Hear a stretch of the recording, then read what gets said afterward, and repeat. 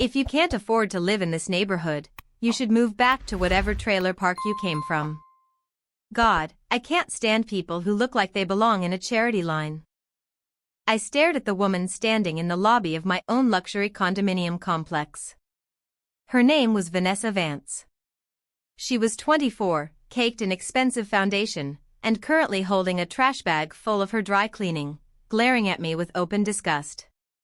I was wearing an oversized, faded gray hoodie, old sweatpants, and slippers because I had just run down to the lobby to grab a package. "Excuse me?" I said, completely baffled. Vanessa rolled her eyes so hard I thought they might get stuck. "Don't excuse me. Every single day, I see you sneaking into this building behind actual residents. You don't live here.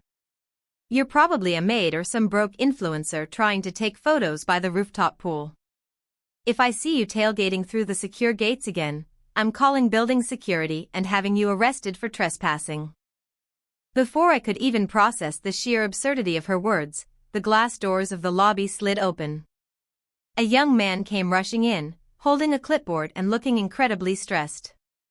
It was Leo, the junior property manager I had hired just last month to oversee the building's residential services. "Oh, thank goodness you're here," Vanessa chirped, her voice instantly shifting from acid to honey as she turned to Leo. "Leo, darling, this leech is bothering me again. She's always loitering in the lobby, looking like a total eyesore. You need to kick her out right now. She's ruining the aesthetic of the West End luxury towers." Leo looked at Vanessa, then his eyes darted to me. The color instantly drained from his face. His skin turned a sickly, chalk white, and his hands began to shake so violently that the papers on his clipboard rattled. "Miss Vance." Leo choked out, his voice barely a whisper. "Please, stop talking." "Why should I stop talking?" Vanessa huffed, crossing her arms. "I pay $15,000 a month for my penthouse suite. I shouldn't have to look at freeloaders who look like they haven't washed their hair in a week." Leo looked like he was about to faint. He dropped his clipboard, scrambled forward, and practically threw himself between us. "Miss Vance, please. You don't understand. This is—" "Leo," I interrupted, my voice perfectly calm, smooth, and chillingly quiet. "Who is this?" Vanessa let out a sharp, mocking laugh. "Who am I? I'm the woman who is about to get you banned from this entire block. Leo, call the police. Tell them we have a vagrant refusing to leave." I didn't look at her. I kept my eyes locked on Leo. "Leo, I am going to ask you one more time. Why is this woman speaking to me like this in a building that belongs to my corporation?" The silence that followed was heavy enough to crush a person. Vanessa's smug smile slowly began to falter as she looked from my completely unbothered expression to Leo, who was now literally on his knees, picking up his dropped papers with trembling fingers. Never in my life had I imagined that as the CEO and sole owner of Butte Real Estate Holdings, the multi-billion-dollar conglomerate that designed, built, and owned this entire luxury complex, someone would stand in my own lobby and call me a vagrant. "Miss Butte, please," Leo whispered desperately, his voice cracking as Vanessa stepped back, confused. "It's a misunderstanding. A complete misunderstanding. I can explain everything, I swear." I looked down at him. "I'm listening, Leo." Vanessa looked between us, her brow furrowing. "Leo? Why are you calling her Miss Butte? And what do you mean, this building belongs to her corporation?" Leo didn't answer her. He swallowed hard, his eyes wide with terror as he looked up at me. "Miss Butte. Vanessa is my girlfriend. She doesn't know I'm just a junior manager here." I told her. I was the chief operating officer of the entire regional branch. I raised an eyebrow. "And the penthouse suite she claims to pay $15,000 a month for?" Leo dropped his head, unable to look me in the eye. "It's the corporate holding unit. The one kept vacant for visiting executives." I I used my master key to let her stay there for the weekend. I told her it was my private property. I just wanted to impress her, Miss Pute. Her family is wealthy back in her hometown, and I felt so small. I thought if she knew I was just a mid-level employee who manages the front desk and the cleaning staff, she'd leave me. A cold realization washed over me. For the past 3 weeks, I had noticed an unusual amount of activity in the executive penthouse. High-end food deliveries, loud music on Friday nights, and trash left outside the service elevator. I had assumed my regional director was hosting a client. Instead, it was a junior manager using my company's multi-million-dollar asset to play the role of a wealthy playboy for his arrogant girlfriend. Vanessa's face went through a terrifying transformation. The vanity and confidence melted away, replaced by a raw, naked panic. Leo, what are you saying? You're not the COO? This isn't your building? No, Vanessa. Leo snapped, his desperation turning into anger. I'm a manager. I make $65,000 a year. And this woman standing right here is Elise Pute.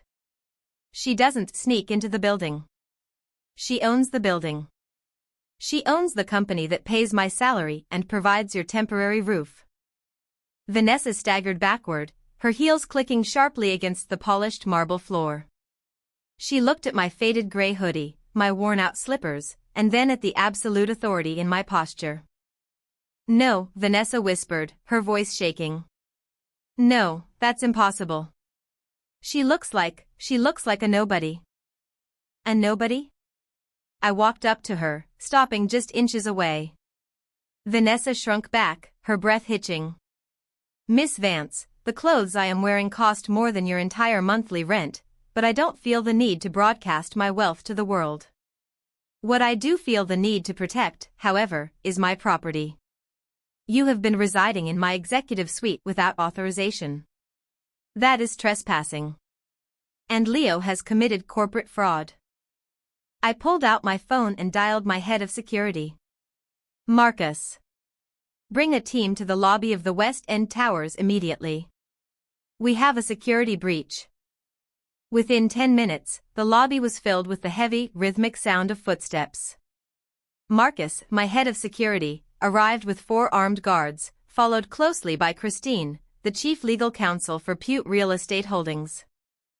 Vanessa's friends, a group of 3 wealthy, superficial influencers she had invited over to enjoy the penthouse rooftop, had just come down the elevator, laughing and holding glasses of expensive champagne. When they saw the security team and Vanessa standing frozen in the center of the room, their laughter died instantly. What's going on here? One of Vanessa's friends, a girl named Sarah, asked, holding up her phone. Is this some kind of prank? Vanessa, who are these people? Vanessa didn't answer. She was staring at Christine, who was already opening a sleek leather folder and pulling out legal documents. Miss Elise Pute, Christine announced, her voice echoing with absolute, terrifying professionalism. As the primary owner of this property, you have the right to immediate eviction of any unauthorized occupants. We have already deactivated the master key issued to Leo Vance, and his employment with Pute Holdings is officially terminated effective immediately. Leo let out a miserable sob, burying his face in his hands. As for Miss Vance and her guests, Christine continued, looking directly at Vanessa, the company will be filing criminal charges for illegal occupation of a corporate asset, utility theft, and property damage. Property damage? Vanessa finally found her voice, her tone turning sharp and defensive. We didn't damage anything. We just used the pool and the kitchen. You can't do this to me. Do you know who my father is? He owns the largest logistics company in the state. I don't care if your father owns the moon, Miss Vance, I said coldly. Just then, one of the security guards stepped out of the service elevator, carrying a small cardboard box. Madam CEO. We found this in the penthouse living room. It was on the floor near the bar area. The moment I saw what was inside the box, the breath was knocked clean out of my lungs. The blood drained from my face, and a sharp, suffocating pain flared in my chest. It was a porcelain tea set. A rare, antique 18th century dynasty set that had belonged to my late mother. It was the only thing I had left of her. Before she passed away from cancer 5 years ago, she had given it to me, telling me to keep it safe as a reminder of our family's heritage. I had kept it in the executive penthouse vault for safekeeping while my private estate was undergoing renovations. The teapot was shattered. The delicate, hand-painted gold handles were broken into tiny pieces, and the porcelain body was stained with dried red wine and cigarette ash. "No," I whispered, my voice trembling as I reached into the box, my fingers touching the cold, broken fragments. "My mother's tea set." Vanessa looked at the box, then shrugged carelessly. "Oh, that old piece of junk? It was taking up space on the counter. One of my friends accidentally knocked it over while we were making mimosas last night. It's just a stupid teapot. I can buy you a new one from Target if you're going to cry about it." Something inside me snapped. The silence in the lobby became suffocating. Vanessa's friends began to do what people always do when they realize they have crossed a line into dangerous territory, the slow, subtle retreat. Sarah quietly lowered her phone, stopping her live stream. The other two friends took a step back toward the exit, trying to look invisible. "A piece of junk?" I looked up at Vanessa. My voice wasn't loud. It wasn't angry. It was completely, entirely dead. That tea set was appraised at $450,000 due to its historical significance. But to me, it was priceless. It was the last thing my mother touched before she died. Vanessa's eyes widened slightly, a flicker of genuine fear finally appearing in her gaze. $450,000? You're lying. It's just clay. "Christine," I said, keeping my eyes fixed on Vanessa. "Document everything. I want a full forensic appraisal of the damage done to that antique. And then, I want you to file a civil lawsuit for maximum damages against Miss Vance personally." "Right away, Miss Pute," Christine replied, her pen moving swiftly across the paper. "Wait, no.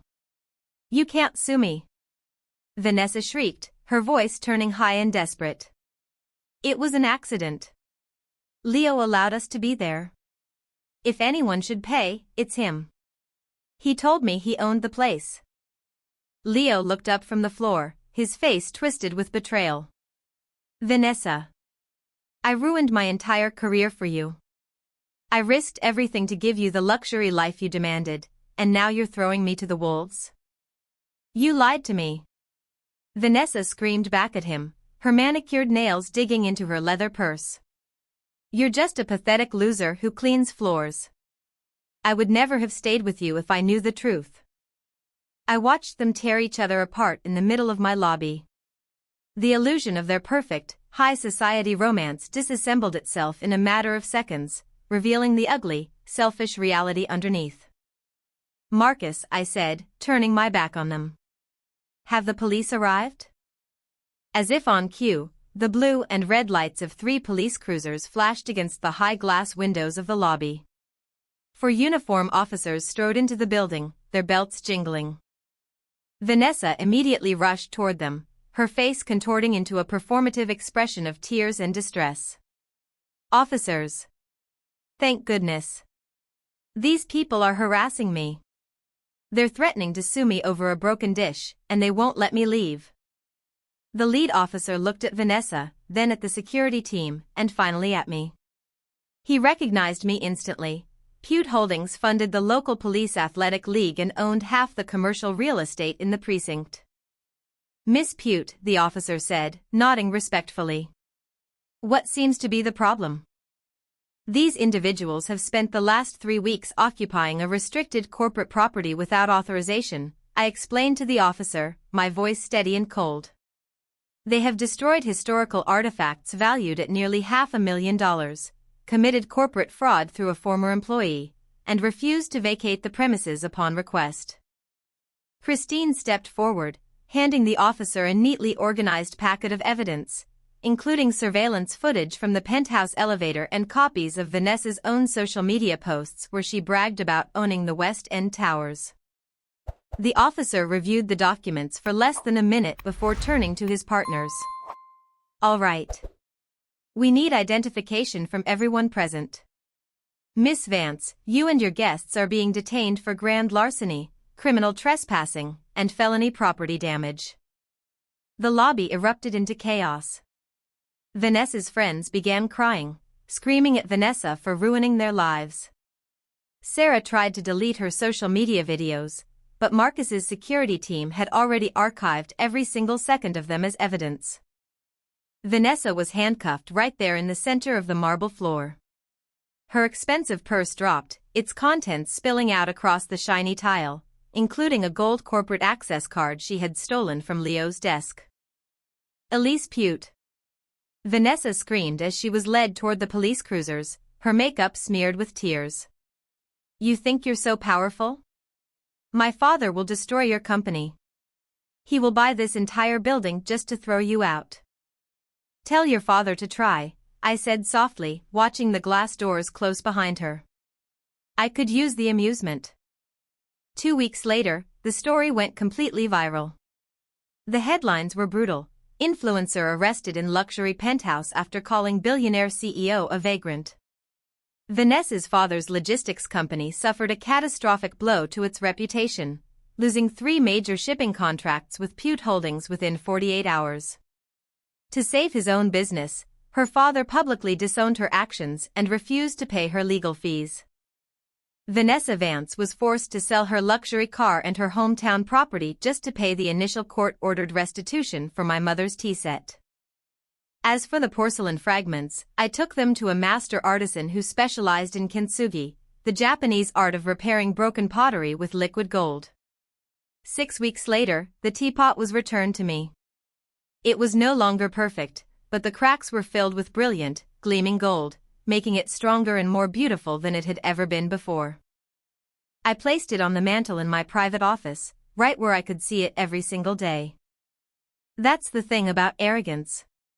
It thinks it can shatter anything and walk away clean. But in the end, the broken pieces always find their way back to the person who caused the damage, and the cost of the repair is always higher than they can afford to pay.